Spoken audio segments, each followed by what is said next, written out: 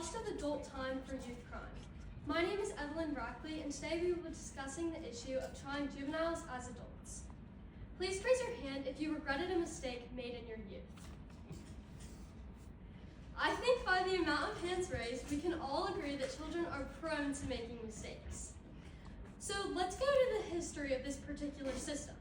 So despite the establishment of a separate juvenile justice system over a century ago, youth are still routinely charged and prosecuted in an adult criminal justice system.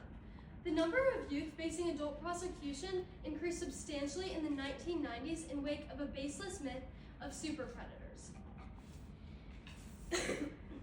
While crime has steadily decreased since that time, these laws continue to subject youth to criminal conviction and sentencing. I strongly believe that juveniles should not be tried as adults because they are not fully developed. Juvie has the resources built for rehabilitating minors, while prison is extremely dangerous. And lastly, it is morally wrong, discriminatory, and does not benefit the minor involved.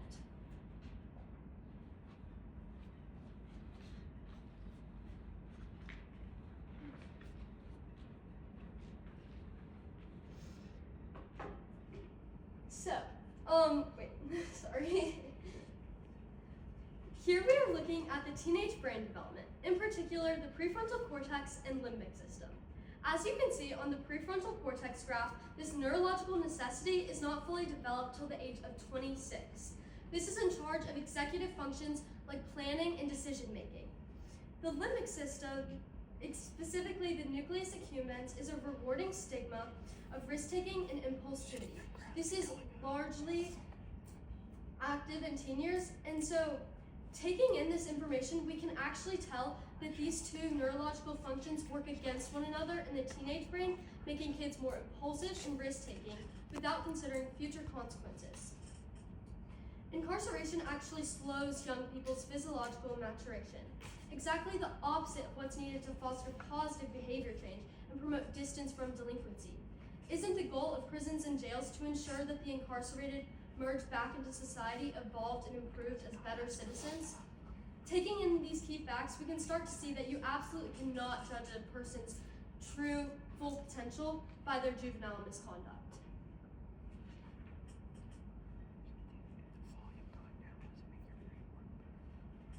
Okay, so here we see a teenage brain on the right and an adult brain to your left. These pictures compare how adults versus teens react to reward. Teens process rewards differently, not fully thinking through the consequences of their actions because their brains aren't yet sensitive to future outcomes. They are more impulsive. If the brain isn't lighting up strongly in anticipation of reward, as shown here, teens might chase immediate gratification, like peer approval or thrill-seeking. Decision-making is still developing. The parts of the brain involved in self-control, weighing consequences, and making rational choices are still very much maturing in teens. This means their criminal behavior is often reactive or impulsive, not calculated like adults. Many who commit crimes when they are younger are sentenced to lengthy sentences as children and are fixed in prisons and jails, even if they have recognizably evolved and changed into adults who can process and decipher reasonable solutions better than their younger selves could have. An example of this is April Barber Scales and Anthony Willis. From North Carolina, at 15 and 16 years old, they were tried as adults for cases unrelated to murder. And they would have spent their entire lives in prison if they weren't given a rare second chance by our governor. Their sentences were commuted and they were released from prison shortly after. But sadly, April and Anthony are 1 out of 6 cases that have been commuted in North Carolina, and still 325 people are eligible for review in just North Carolina. We as a society need grace and mercy for our children in our justice system, and even adults in prisons now who were tried as adults for crimes committed as children. We need change. We need to remind ourselves of the scientific fact that every child, no matter the race, no matter the gender, or even the severity of the crime, will change. Every child is worth the efforts of rehabilitation.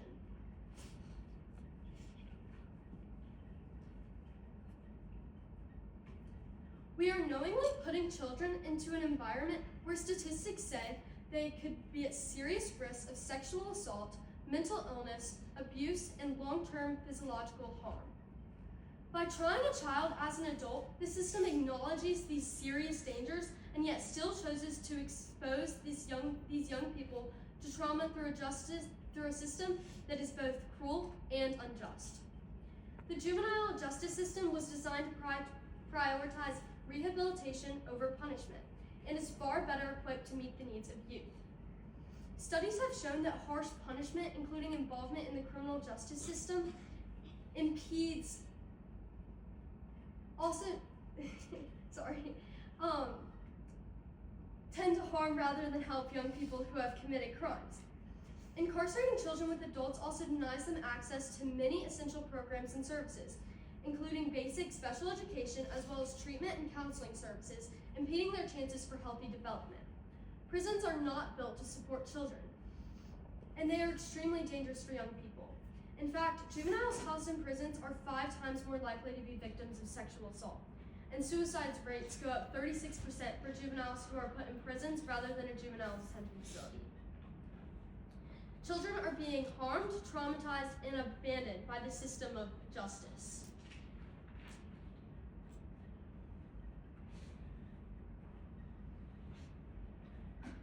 Racial disparities. The decision process of whether a child is tried as an adult is subjective and racially motivated. The process is overall morally wrong. Our system is biased and concerningly orbits around money and status, not the crime committed. Black youth are twice as likely to receive juvenile life without parole sentence compared to their white peers for committing the exact same crime.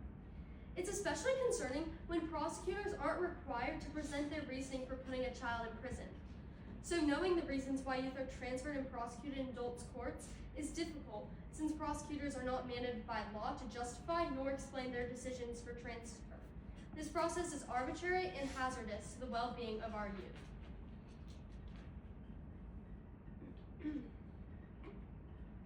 Many juveniles have only known the circumstances their parents created for them. For far too many, this means growing up in homes with food insecurity, abuse, and no real support system. These early environments shape their choices, behavior, and chances in life. And unfortunately, they also influence whether a child gets tried as an adult. Often, it comes down to one thing: money. It's a painful truth that our justice system is broken and deeply influenced by a hierarchy of privilege and wealth that many people are so quick to ignore, especially when it doesn't directly affect them. But the children being tried as adults are often the ones in most need of grace, love, and rehabilitation. Punishing kids for the life they were born into isn't justice, it's cruelty. So why do we keep doing this? Does it actually improve safety in America? The answer is no. It does the exact opposite. Studies showed that high rates of youth incarceration do not improve public safety. In fact, confinement in prison overwhelmingly results in higher rates of rearrest and reincarceration, especially compared to other alternatives like juvenile programs or rehabilitation centers. This system is not serving justice, and it's not working. So why is it still allowed to continue? How can we ignore such overwhelming evidence that young people are suffering, not improving, under a system that was never designed for them?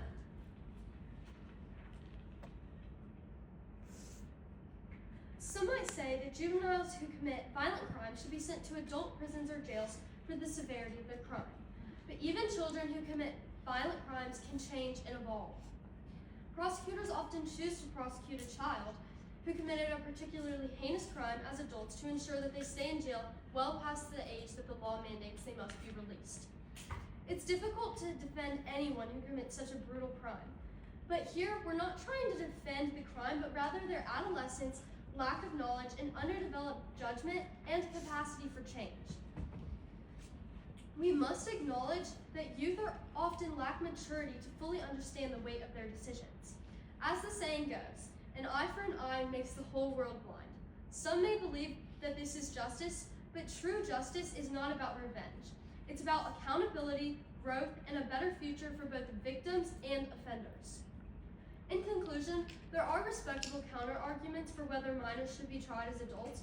However, you can't shake the fact that there are many flaws and imperfections to this broken system. Seeing that children are being abused, discriminated against, And ironically, this form of justice serves no purpose in benefiting anyone. So if the goal is public safety, then placing juveniles in prisons fails to achieve it, and in fact, does more harm than good.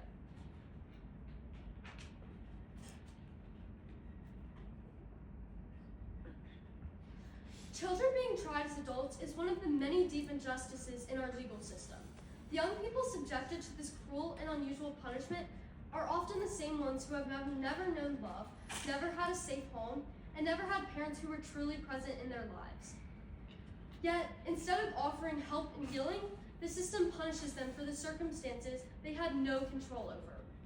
These children are not responsible for the flawed world where they were born into, that denies some kids the love and safety and opportunities that others take for granted.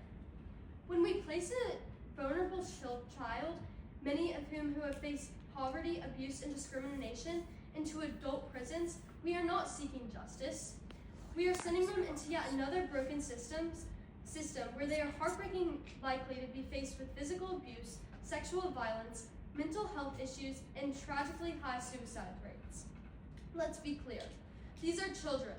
No matter how the justice system wants to label them, they are not the sum total of a mistake made in their youth. Children grow, they change, they mature. This is not a hopeful belief, this is a scientific fact. Okay. Any questions?